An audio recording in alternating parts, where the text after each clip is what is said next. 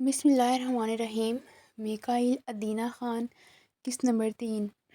جے، آج ممی جلدی واپس آ جائیں گی اور آپ کو اسکول میں ایڈمیشن دلوانے لے جائیں گی۔ قرآن پاک کو بند کرتے ہوئے انواع نے جہانگیر کو کہا جو اس کے گلے میں باہیں ڈالے لٹکا ہوا تھا۔ ممی، دیا بھی آفتہ بیبی ہے، اس کو اسکول نہیں جانا۔ جے نے فوراً اس کے منصوبے پر پانی پھیر دیا۔ اوہ اچھا، میں نے سوچا تھا جے اب 3 سال کا ہو گیا ہے ماشاءاللہ سے، تو مجھے اس کو سائیکل لے کر دینی چاہیے تاکہ وہ باہر گلی میں گھوم پھر لیا کرے۔ چلو کوئی بات نہیں، انواع نے مصنوعی تعصب سے آنکھیں پھیری جبکہ سائیکل کے نام پر جے کے کان کھڑے ہو گئے۔ ممی، دیب اتنا بھی چھوٹا بیبی نہیں ہے، وہ بڑا بیبی ہے، سائیکل تو لے ہی سکتا ہے۔ انواع اس کی چالاکی پر ہنستی جو اپنے مطلب کی بات پر بڑا بن جاتا تھا۔ اچھا میرے بڑے بیبی، انواع نے اس کو بھینچ کر زور سے چوما جس پر وہ کھلکھلا اٹھا۔ بہت ہو گئی ممی سے لاٹیاں، اب جلدی سے سپارہ اٹھاؤ اور سناؤ مجھے جو کل پڑھایا تھا۔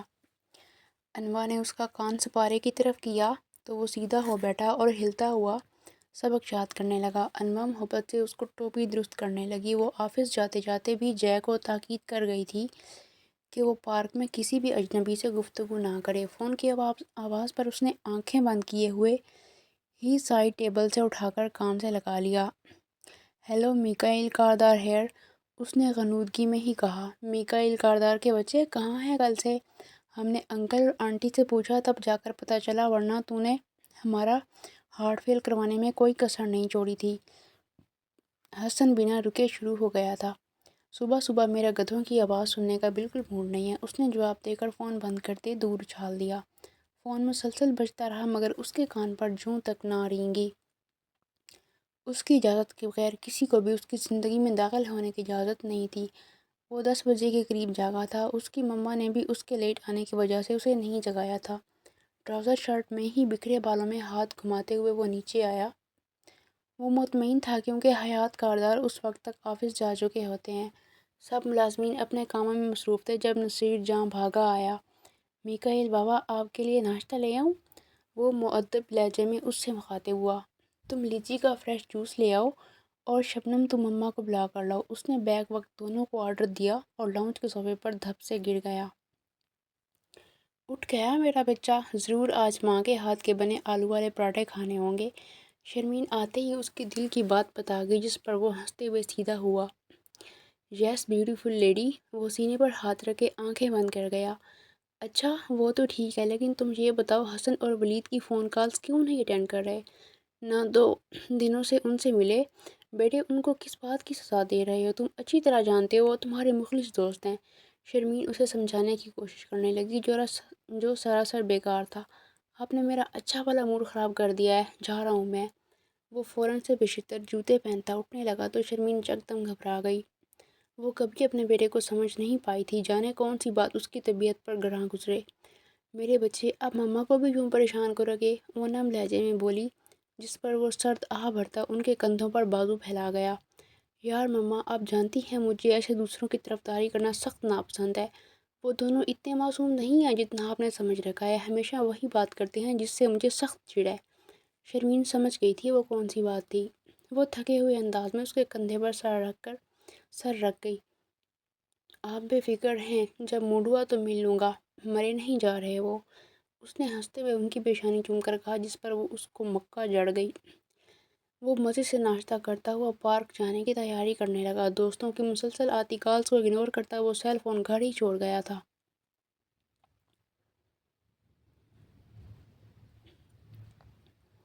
1 مہینے میں ہی وہ اچھی طرح سے آفس میں ایڈجسٹ ہو گئی تھی۔ حیات کاردار کو اس کی ہاتھ کی کافی بہت پسند آئی تھی، تبھی روزانہ وہی بنا کر دینے لگی تھی۔ اب بھی لنچ بریک آنے والا تھا تو اس نے سوچا جلدی جلدی کافی بنا کر رکھا ہے۔ وہ کافی لے کر جیسے ہی کمرے میں داخل ہوئی اس کی چیخیں نکل گئی۔ حیات کاردار ہوش و خرد سے بیگانہ آڑے ترچھے صوفے پر پڑے تھے۔ اس کے شور پر سارے آفس کا سٹاف اکٹھا ہو گیا۔ جاوید صاحب جلدی جلدی ان کو ہسپتال لے گئے تھے اور ان کے گھر بھی کال کر دی گئی تھی۔ انواع کو حیات کاردار کی سخت ٹینشن تھی۔ اپنے کیبن کی طرف جاتے ہوئے وہ بے چینی سے ہتھیلیاں مسل رہی تھی جب اس کے کانوں میں آفس کی ورکرز کی آواز پڑی۔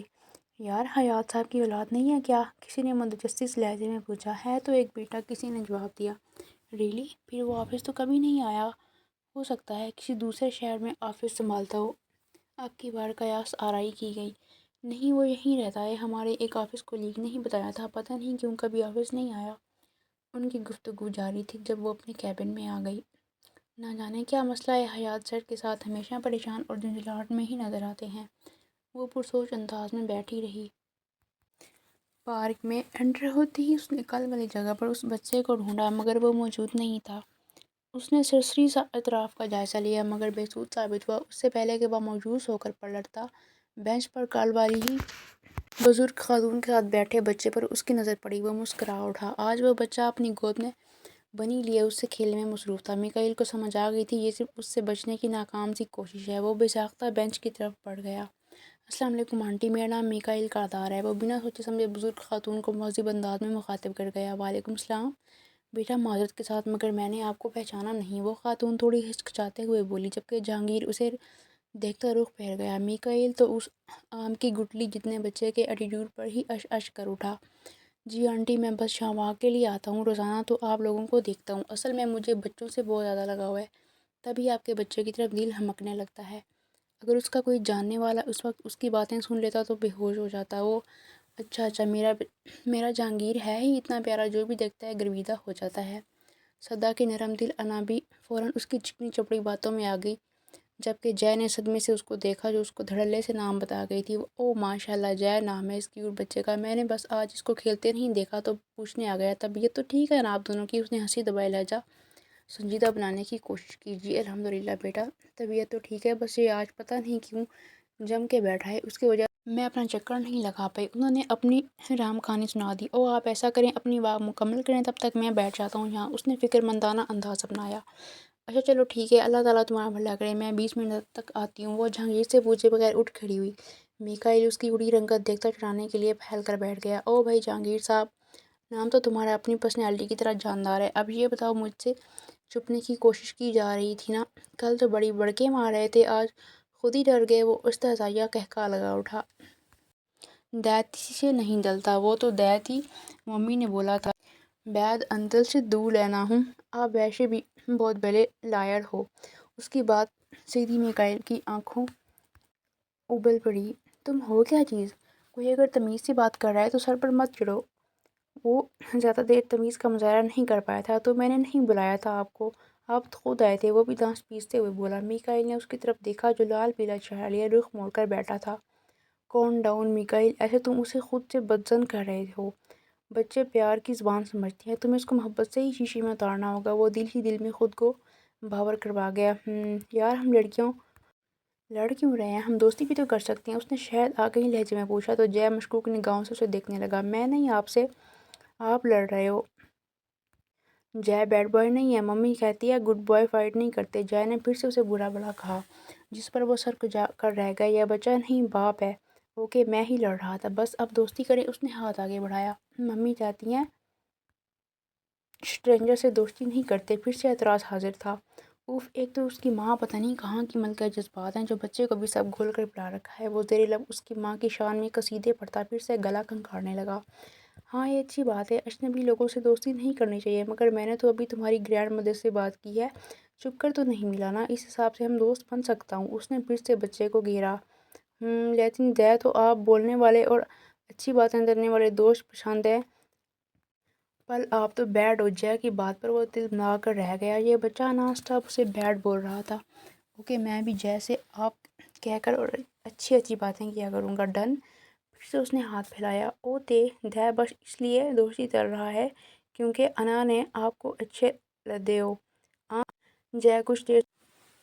جے کچھ دیر سوچنے کی ایکٹنگ کرتے ہوئے پھر اپنا ننھا سا ہاتھ دھیرے سے اس کی ہتھیلی پر رکھ گیا جس کو میکائیل نے پورے دل سے مٹھی میں بھینچ لیا۔ اسے عجیب سی سرشاری کا احساس ہوا تھا۔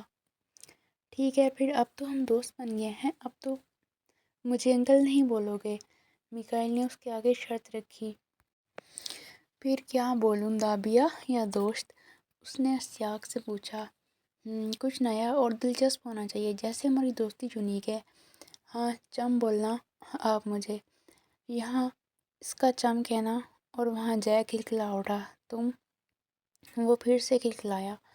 اس کے ہنسنے کا انداز اتنا خوبصورت تھا کہ میکائیل بھی ہنس دیا۔ چم کا مطلب دوست ہوتا ہے، اس نے وضاحت دی۔ یعنی تم دوست؟ جے نے سر ہلا کر تائید کی۔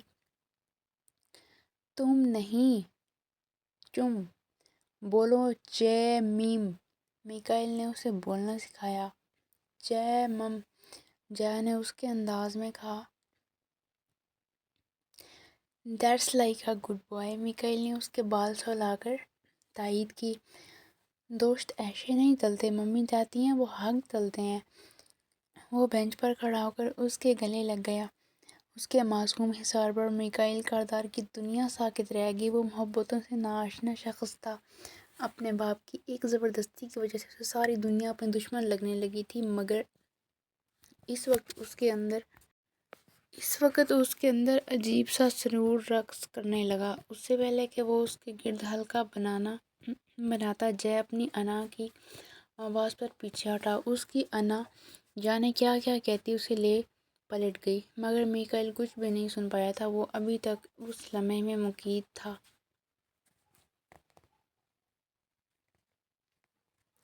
وہ الجھا ہوا سا گھر آیا تو سب ملازمین پریشانی سے ایک جگہ جمع تھے۔ وہ حیرانی سے ان کے درمیان آن کھڑا ہوا۔ کیا ہو رہا ہے یہاں؟ اس کی دھاڑ پر سب اچھلے۔ صاحب وہ آپ کو نہیں پتہ؟ نصیر جان ہکلایا۔ کیا بھئی؟ کیا نہیں پتہ مجھے؟ اس نے اچنبھے سے پوچھا۔ وہ بیگم صاحبہ ڈرائیور کے ساتھ ہسپتال چلی گئی ہیں۔ وہ پھر سے ہکلایا۔ ہسپتال؟ کیا ہوا انہیں؟ وہ ٹھیک تو ہے نا؟ وہ نصیر جان کے ہاتھ تھامے عجلت میں بولا۔ صاحب وہ تو ٹھیک ہیں، مگر وہ رکا۔ پہیلیاں مت بجھواؤ، جلدی بولو۔ بڑے صاحب کو ہسپتال منتقل کیا گیا ہے۔ آفس سے میکائل کی غراہٹ پر وہ جلدی سے بات مکمل کر گیا۔ ڈیڈ؟ وہ کون سے ہسپتال ہیں؟ جلدی سے مجید سے پوچھو۔ وہ اپنے بالوں کو مٹھیاں بھینچے دہشت بھرے لہجے میں بولا۔ ہسپتال کا معلوم ہوتے ہی وہ جلدی سے بھاگا۔ راستے میں کافی جگہ اس کا ایکسیڈنٹ ہوتے ہوتے بچا، مگر اسے پرواہ نہیں تھی۔ ہسپتال پہنچتے ہی وہ کاؤنٹر سے حیات کردار کا روم نمبر پوچھتے وہاں پہنچا تو کوریڈور میں ہی حسن اور ولید کے ساتھ بیٹھی اپنی ماں پر نظر پڑی۔ ماما کیا ہوا ڈیڈ کو؟ وہ گھٹنوں کے بل نیچے بیٹھا ماں کے دونوں ہاتھ تھام گیا۔ میکائل میرے بچے کو انہیں ہوش نہیں آ رہا۔ وہ روتے ہوئے اس کے سر پر اپنا سر ٹکا گئی۔ کیا ہوا ہے؟ اس نے ماں کو خود سے لگائے ولید سے پوچھا۔ فکر کی بات نہیں ہے، بس بلڈ پریشر لو ہو گیا تھا جس کی وجہ سے وہ بے ہوش ہوئے، ورنہ سب نارمل ہے، ولید نے سنجیدگی سے بتایا۔ ڈاکٹرز چیک اپ کر رہے ہیں، سب ٹھیک ہو جائے گا انشاءاللہ۔ حسن نے بھی اسے تسلی دی۔ جب جاوید صاحب کی کال آئی، میرے تو ہاتھ پاؤں پھول گئے تھے، سمجھ ہی نہیں آیا کیا کروں۔ میں نے تمہیں بہت کالز کی مگر تمہارا فون بند جا رہا تھا تو میں ڈرائیور کے ساتھ نکل پڑی، پھر راستے میں کچھ حواس پال ہوئے تو میں نے ولید کا نمبر ملایا۔ شرمین اسے تفصیلاً آگاہ کیا تو وہ خواہ ہی شرمندہ ہو گیا۔ اسے خود پر جی بھر کر تاؤ آیا، کم از کم فون تو آن کر کے ساتھ رکھنا چاہیے تھا۔ کوئی بات نہیں آنٹی، ہم بھی آپ کے بیٹے ہیں۔ حسن اور ولید نے بے ساختہ ان کے کندھوں پر ہاتھ رکھے، جس پر وہ ہولے سے اس بات میں سر ہلا گئی۔ ڈاکٹرز باہر آئے، ان کو کچھ دیر بعد ہوش میں آنے کا بتا کر چلے گئے۔ سب نے بے ساختہ شکر کا سانس لیا۔ طبیعت ایک دو دن سے ہی ڈھیلی ہے ان کی، میں نے کہا تھا ڈاکٹر سے مکمل چیک اپ کروا لیں، مگر اپنی ہی کرتے ہیں ہمیشہ۔ شرمین کے کہنے پر میکائل نے جذبات سے مغلوب ہو کر ان کا سر دبکا۔ آدھے گھنٹے بعد انہیں ہوش آ گیا تھا۔ شرمین انہیں اندر ملنے گئی، جبکہ ولید اور حسن اس کے لیے کچھ کھانے کو لینے گئے تھے۔ وہ خود کو اکلوتا بیٹا ہونے پر شرمندگی محسوس کر رہا تھا۔ انہوں نے جو کچھ بھی کیا ہو، مگر اس کو زیب نہیں دیتا کہ وہ اپنے ماں باپ سے سوال جواب کرے یا کر دکھائے۔ شاید اتنی بے رخی کافی تھی۔ وہ دیوار سے سر ٹکائے سامنے روم کے دروازے پر نظریں جما کر سوچوں کی دھاروں میں مہوئے سفر تھا۔ وہ انہیں کھڑے کھڑے ہی دیکھ آیا تھا۔ دونوں کے درمیان خاموشی رہی۔ اس کے پاس بولنے کو کچھ نہیں تھا۔ اب اس کے اندر ایک جنگ چل رہی تھی جو جانے کیا رنگ لانے والی تھی۔ کل وہ ٹینشن میں جے کا داخلہ نہیں کروا پائی تھی، آج بھی اسے حیات صاحب کا پتہ کرنے جانا تھا۔ تبھی یہ کام اس نے کسی اور دن کے لیے چھوڑ دیا۔ حیات کردار ہسپتال میں ہی تھے، سب ورکرز ان سے مل آئے تھے تو اس نے سوچا وہ بھی آج ہو آئے، ورنہ وہ ڈسچارج ہو جاتے تو اسے گھر جانا پڑتا اور یہ اسے مناسب نہ لگا۔ وہ جلدی سے شاور لے کر باہر بیڈ پر بیٹھ کر بال سلجھانے لگی۔ اچانک یاد آنے پر فون نکال کر آفس کی گاڑی کا پتہ کرنے لگی۔ تبھی اسے اپنے بالوں میں نرم سی گرفت محسوس ہوئی جس پر وہ مسکرا دی۔ ممی، جے آپ کے بالوں کا باندھتے جے کو سب آتا ہے۔ وہ اس کے بالوں کو ہیئر برش سے مزید الجھاتے ہوئے بولا۔ انوا جانتی تھی ہمیشہ کی طرح آدھے بال اتار کر وہ اس کے ہاتھ میں پکڑا دے گا۔ ممی، بال سب سے پیارے ہیں، ایسے تو چمکے بھی نہیں ہیں۔ جے نے تعریف کی۔ یہ چمک کون ہے؟ کل سے آپ بول رہے ہو؟ انوا نے مصنوعی خفگی سے پوچھا۔ وہ دیتا دوست ہے، انابی نے شے بھی ملایا ہے۔ اس نے فوراً سے انابی کو درمیان میں گھسیٹا، جانتا جو تھا اپنی ماں کو قائل کرنا۔ اچھا ٹھیک ہے، انوا کو لگا کوئی بچہ ہوگا، تبھی اگنور کر گئی۔ Mary had a little lamb, mummy takes good care of me. Care of me? Care of me, mummy takes good care of me because she loves me so. اس کے ہل ہل کر گانے پر انوا اسے خود میں بھیج گئی۔ ممی کی جان وہ اسے گدگدانے لگی جس پر وہ کھلکھلا اٹھا۔ جلدی سے تیار ہوئی، وہ آفس کی گاڑی میں ہسپتال جا پہنچی۔ روم کا پتہ کرتے جیسے ہی وہ کوریڈور میں داخل ہوئی، اسے سامنے ہی 3 لڑکے بینچ پر بیٹھے دکھائی دیے۔